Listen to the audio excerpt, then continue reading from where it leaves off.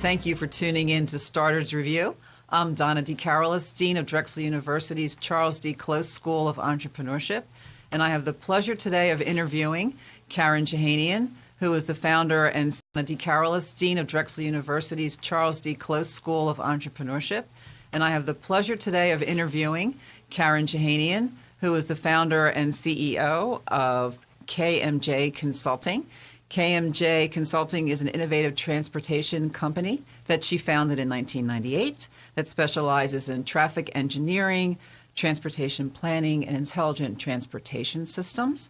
The company won Employer of the Year in 2015 from WTS, which actually promotes women in transportation. So, Karen, thank you for joining us.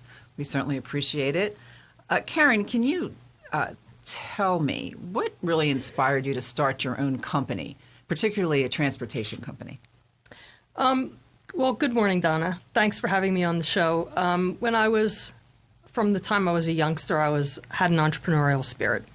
And probably about the 7th grade, I decided that I first thought that I wanted to go into architecture. Mm-hmm. A family member took me along with him for the day so I could shadow, and I quickly realized that that wasn't for me. But I think I did know it around that time that I wanted to have my own firm at some point in time, and that I would eventually become a civil engineer, which is what I did. The inspiration, I think entrepreneurship was all around me when I was growing up. Family members, community members. I come from, I'm Armenian, as you know, and the granddaughter of immigrants. And when my grandparents, people in their generation came to the United States, the first thing they did was open a business. Absolutely. And my great-grandparents were in the textile business, in the old country. So I think we just grew up that way. So this was something that was in your ethos, it was in your blood, it was in really what you wanted to do. So your family had a big influence on this also. And so you went to Drexel. You were a civil engineer. You graduated with a civil engineering degree. And then you came back and got your MBA at Drexel also. That's right. And then is that when you decided to start your company? Well, I'd been thinking about it for a long time. Mm-hmm. And I was never really happy working for other people. And why was that? I never realized it while I was there. I knew I wasn't happy, but I think that once I started my own company, which was actually just before I began the executive MBA program here at Drexel, I realized that it was my intention all along to create a culture that was different than those that I was working in. Mm-hmm. Engineering, as you know, is a very male-dominated field, and when I began my career, it was still kind of a 1950s, 1960s, everyone's sitting at a tabletop and the boss watching over you, preparing your plans and doing your studies. Is that the kind of company that you were in? At one time, I witnessed that in the company that I was working in. Right, and that did not... It didn't work for me. Right. It didn't work for me at all. I'm a very independent spirit. And I also, intrinsically, I knew I care about people very much, and I care about how they work and them achieving their own goals as well as mine. And I really believe that I can help my employees reach their goals. And that is the environment that we have created. So tell me about that. So tell me about that culture that exists at KMJ. First of all, how many people work there now? It was founded. You founded it in 1998. 1998. We have been on we're kind of like the stock market. I see our revenues. We go up, then we draw back a little bit, then we shoot up higher, then we draw back a little bit. And right now we're in one of those. We're coming out of a drawback. And on another growth spurt. So we have about 12 people, including myself. Our work is mostly in Pennsylvania, but also New Jersey, Delaware, and New York to a certain extent. Mm-hmm. And we so the culture is, if I could have an open seating environment, I would. It's a very collaborative environment. Okay. collaborative. We care about one another. And so what does that really mean? Every once in a while, I'll go out to the store and get fruit and bring fruit back for everybody, and then I'll walk around and make sure that everyone feels welcome. How was your weekend? Some of those things seem like it might be what everybody does in a company, but not the owner. Right. It's not the owner. And I've had our staff members, the youngest ones, who are millennials, come to me and tell me about conversations that they've had with their peers, and they have commented that they are the only ones. So my staff are the only ones who can have a direct conversation with the owner of the company about pretty much anything. So that personal style, when you first started, is this something that a leadership style that evolved, or have you learned to do these things? Because I do believe, and I think you'll agree, that culture really is extremely important in the success of a company, both financial and in terms of employee outcomes. So how did you get to this point? Did it just happen serendipitously? How did you? I've worked really hard at it.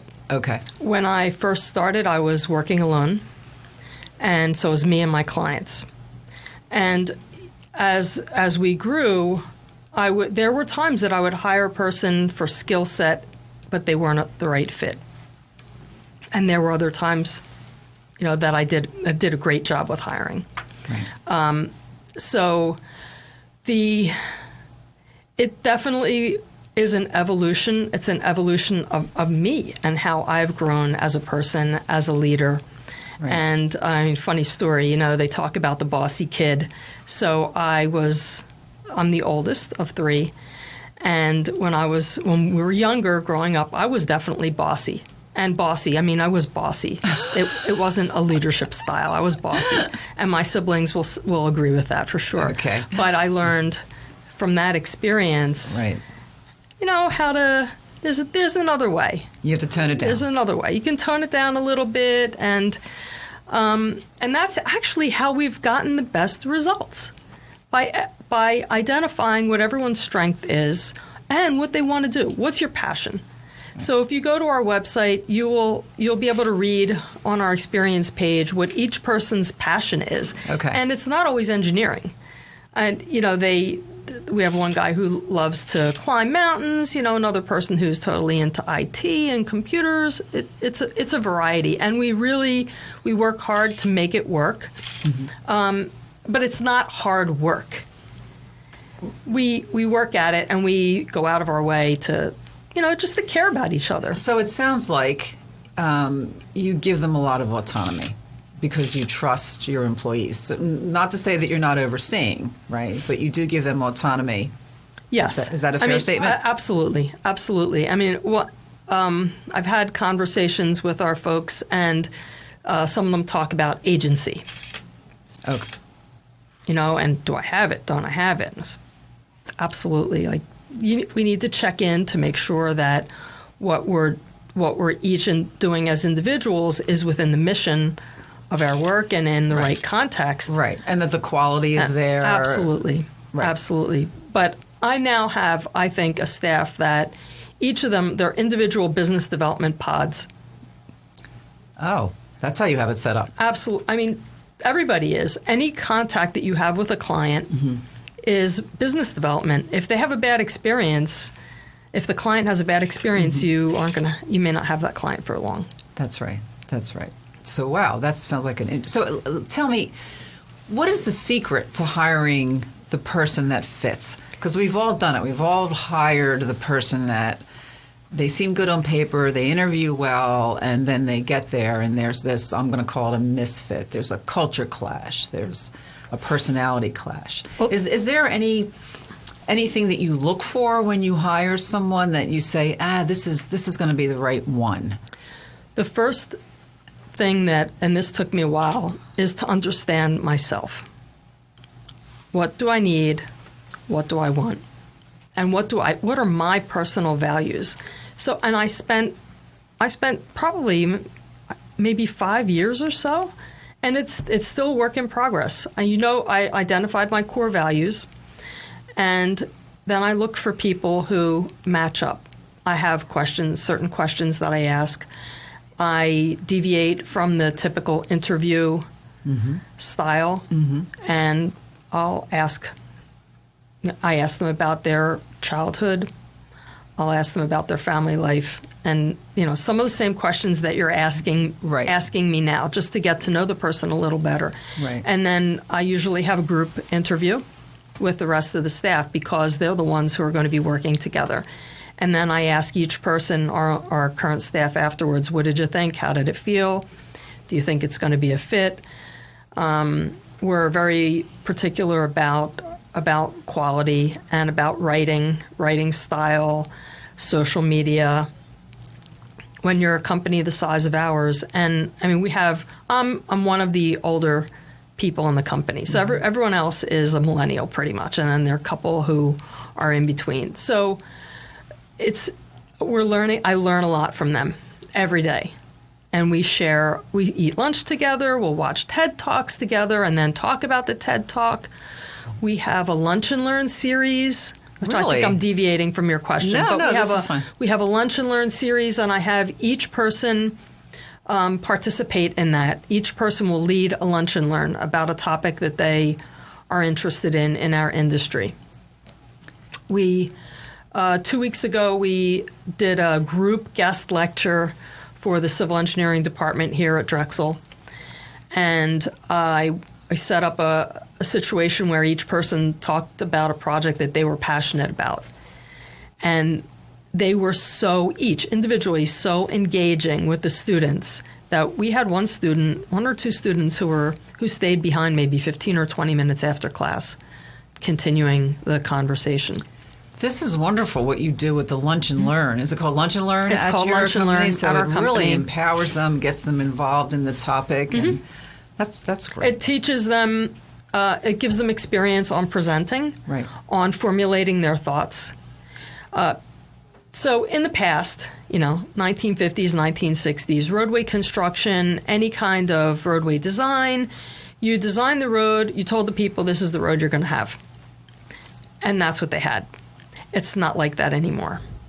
Everything that we do, all of our work, whether it's a study or a set of plans, requires interaction with either the public or the client or a special group that we may be working with on that project. So you're co-designing these systems. We're co-designing, and we have to be able to communicate clearly some complex issues. So let me go back to something you said, and I want to stay on this topic about communication. So you said that you hire people and they need to be able to write, and now you're saying they need to be able to communicate well, I guess to have good people skills. Now typically when we think of engineers, we think of people that are very math-oriented. They don't need to learn about writing and communicating, but you're saying this is not the case, at least in your company. You need both. You really need both today to be successful. And in some larger companies, you can be required only to do the technical work. But in our company, that's just not the case. Right. And you're giving them the opportunity to even practice this through their own presentations in your Lunch and Learn, and coming to Drexel and talking to students. Wow. And they've really embraced that opportunity. Even those who are the most technically oriented, when you get them talking about something they're passionate about, there's no limit to how long they can talk about it. Wow, it's really amazing. I mean, we have one opportunity when we were in that class talking about ADA ramps, so the ramps, for disabled. Right.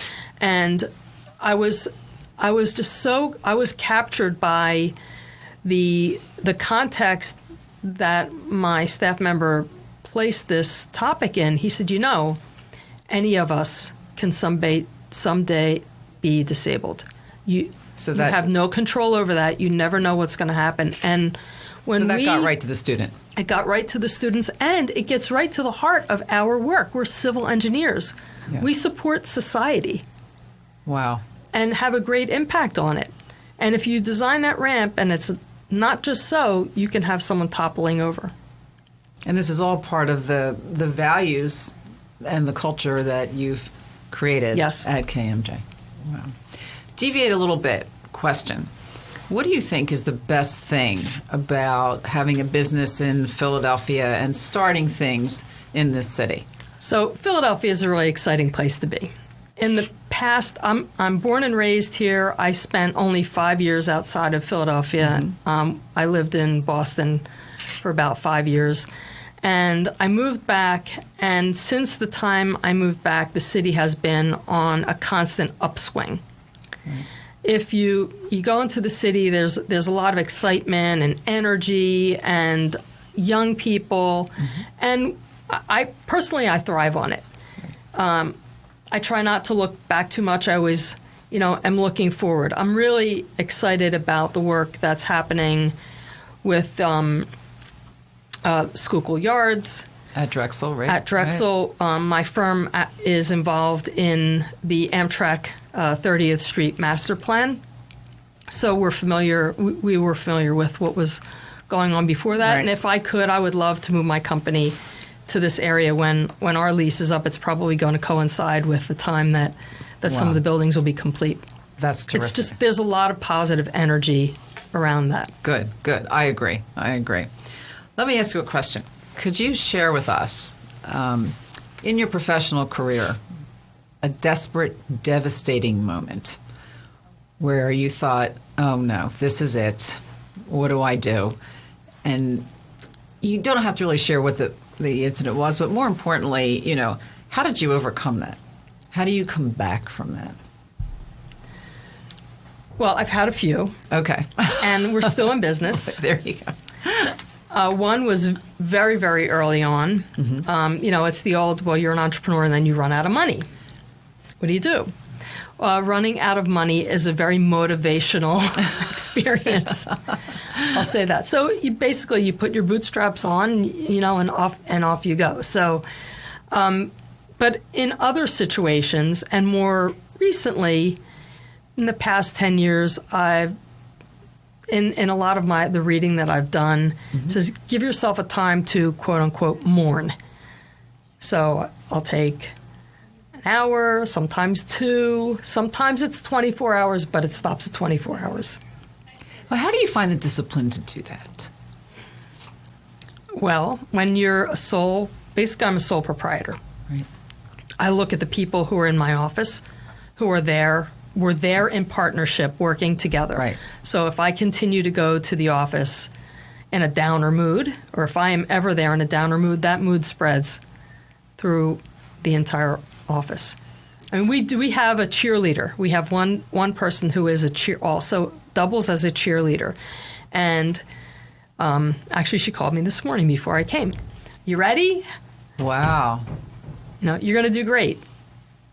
That's terrific. So, Now, did you assign this role to her, or she's just a naturally cheerful person. She was also the first person that I hired. Okay. I thought maybe she was a designated role that you have in your... which would be kind of cool, right? It would, but there are times that companies have a person who is a cheerleader, and that's all they do. I'm really fortunate in that this person actually does work, too. Right. That's great. So engineering. So you're in a field that we know is traditionally dominated by men. And I know at Drexel and many other universities we are motivated to get women involved in STEM, women to become more entrepreneurial.